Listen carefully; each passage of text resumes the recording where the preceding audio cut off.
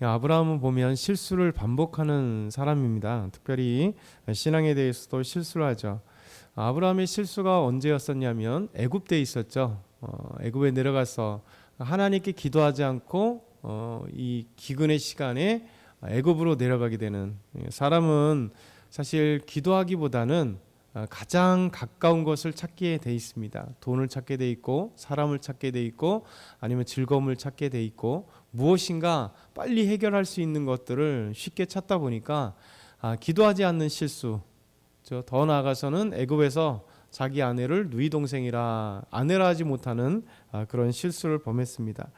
오늘 20장에 보면 또 동일하게 아브라함이 실수를 범해요.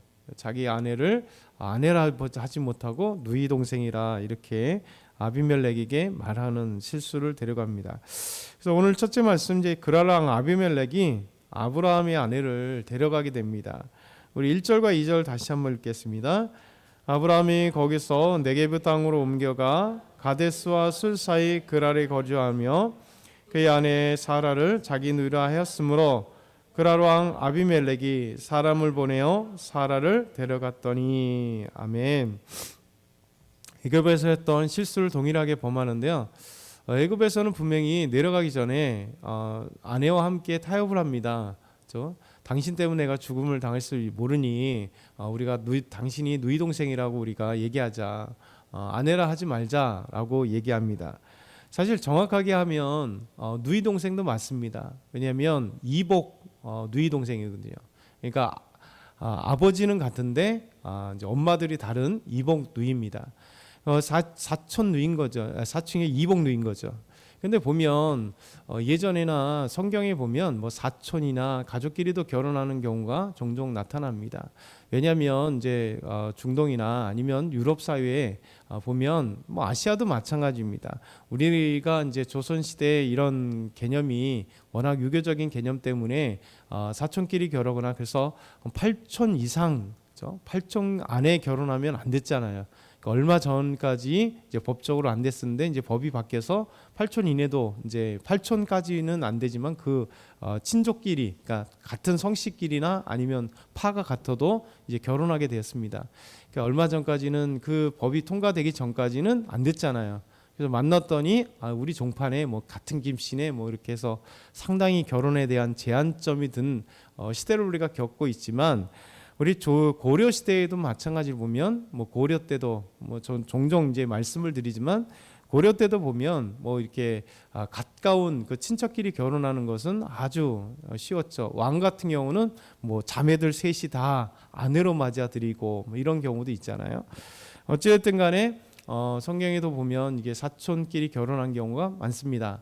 아브라함도 이제 이복 누이, 아브라함은 이복 누이죠. 사실은 아브라함과 사라가 이복 관계인데 결혼하게 된 이야기입니다.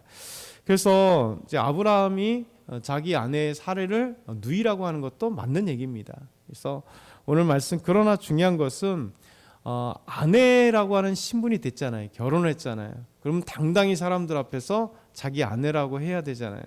요즘 같아도 우리가 어떤 모임에 가면 갑자기 아내를 아내라고 얘기하지 않는다면 얼마나 나중에 부부싸움 나겠어요. 화가 나는 일이잖아요. 부끄럽다는 얘기가 아니면 어떤 뭔가 숨기고자 하니까 아내를 아내라고 하지 못하고 남편을 남편이라고 하지 못한다면 그건 황당한 이야기잖아요. 근데 이건 진짜 중요한 얘기지 않습니까? 왜냐하면 이제 그랄이라고 하는 새로운 땅에 가서 그곳에 거주하는데 사람들이 자기 아내라고, 같이 왔으면 분명히 아내를 알 텐데 아내를 가지고 누이입니다 이렇게 소개를 한다는 것은 자체가 이상한 일 아니겠어요? 그러니까 누가 봐도 저 부끄러워서 그러나, 뭐 때문에 그러나 뭐 이런 얘기를 생각하겠죠. 그러나 결국 이제 이 상황을 쭉 보면 결국 아내 때문에 또 자기 목숨이 죽을까라는 것이죠. 그러면서 아브라함이 네게브의 이제 가데스와 술 사이 그랄이라고 하는 땅에서 있을 때 그곳에 있는 작은 그랄 왕이 아비멜렉이 그녀를 데려가게 되어버리는 사건이죠. 그래서 여기서 이제 항상 궁금한 거는, 애굽에 내려갈 때도 궁금한데 여기서도 사실 장난기 어린 궁금함이 있어요. 사라가 정말 도대체 얼마나 예뻤길래 항상 가는 곳마다 이렇게 남자들이 사라를 이렇게 탐하려고 노력할까. 애굽에 내려갈 때 적어도 65살, 65살에서 66살 정도, 하란에서가 65살이니까 이제 가나안 땅에 1, 2년 있으면 67세 정도, 뭐 66세나 67세 되니까 고대니까 4,200년 전이니까 뭐 더 늙었을 텐데 그 할머니를 되게 탐하는 이 애굽 사람도 이상한데, 이제 지금은 더 나이가 많이 들었습니다. 지금은 90세 할머니가 얼마나 예뻤는지 어쨌든가 데려가려고. 성경을 보면 사라는 좀 이상합니다. 사라는 이상해요.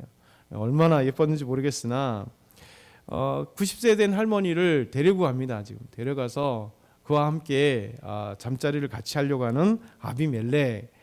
이 본문이 그를 데려가는 아브라함의 실수가 벌어지는 오늘 사건이죠. 그래서 심각하게 이 말씀을 한번 생각해 봐야 돼요. 여러 가지 지금까지 얘기했던 것처럼 우리가 장난기 어리게 생각할 수 없는 사건이잖아요. 계속해서 하나님 앞에 실수를 또 범하는, 이게 사실 우리의 실수잖아요. 우리도 다양한 실수들을 하나님 앞에 반복하잖아요. 그러니까 기도할 때마다 하나님 또 똑같은 얘기를 기도할 때, 회개 기도할 때 많잖아요. 이거 기도했는데 똑같은 상황이 또 벌어져서 하나님 또 제가 이런 실수를 했습니다. 용서해 주세요. 그러니까 아브라함이 우리 삶을 대변해 주는 것 같아요.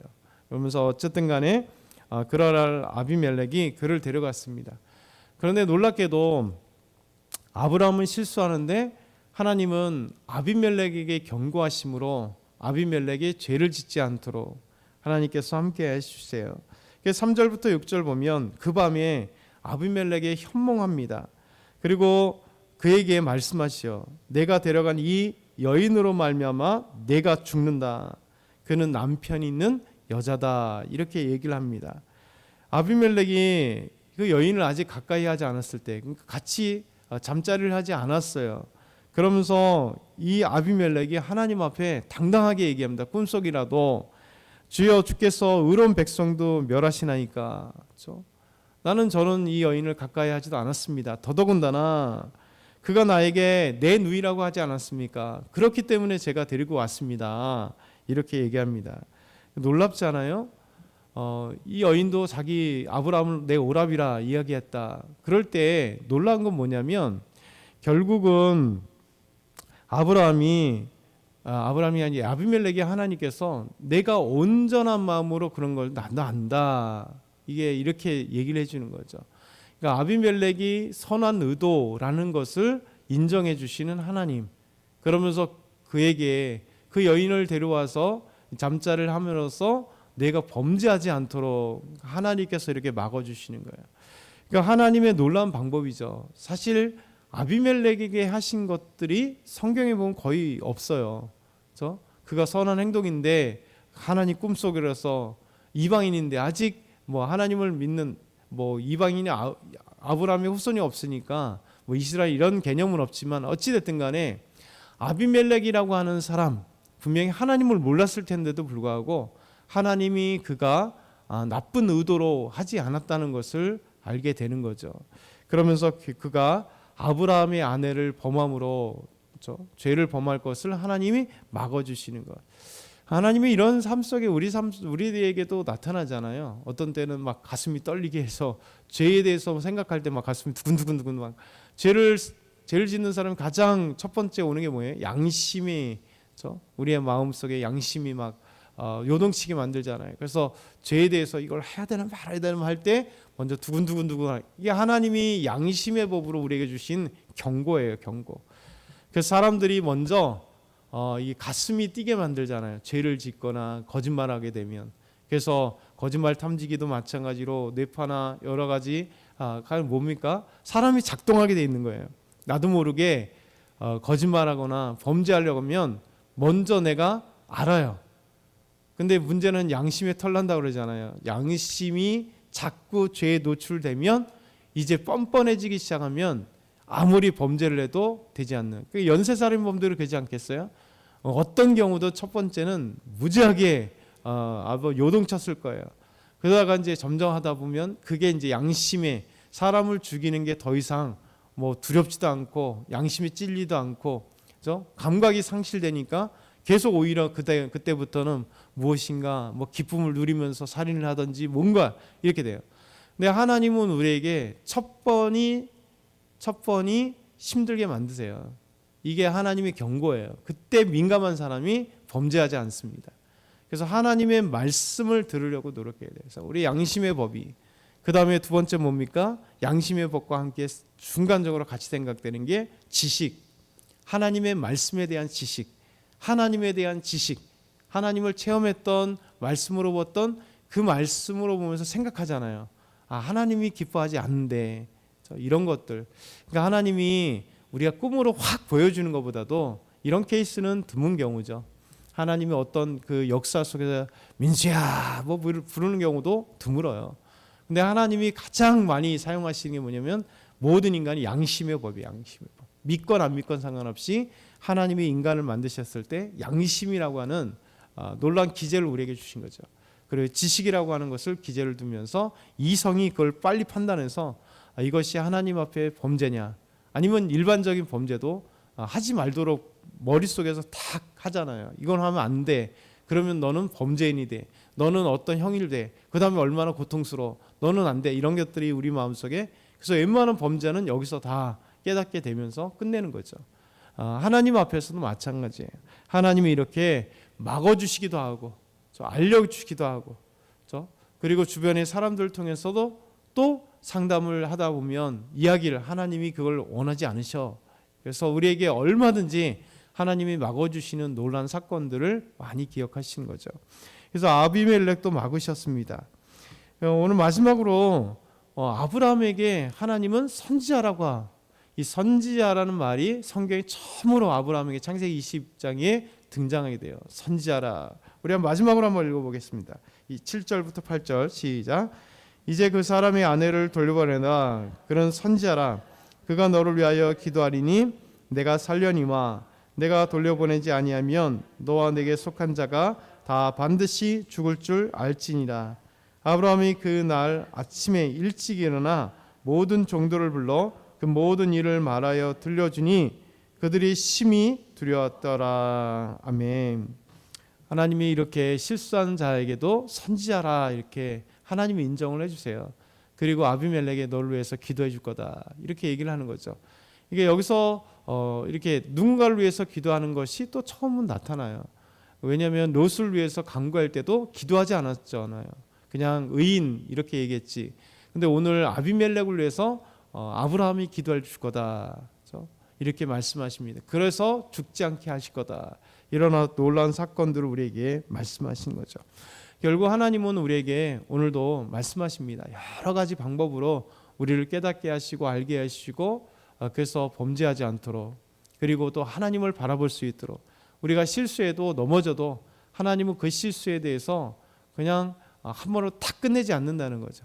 길이 참으시고 인내해 주셔야, 그래야 아브라함도 지금 나이는 많더라도 하나님을 믿은 그 신앙은 짧은 시간 25년밖에 안 되잖아요. 짧은 시간에 믿음이 성장하기 위해서는 결국 실수도 있고 하나님을 아는 경우도 있고, 이런 관계 속에서 우리의 믿음이 계속 자란다는 것 우리 기억하시고, 오늘도 저와 여러분이 말씀 가운데 거하면서 승리하는 저와 다 되길 소망합니다.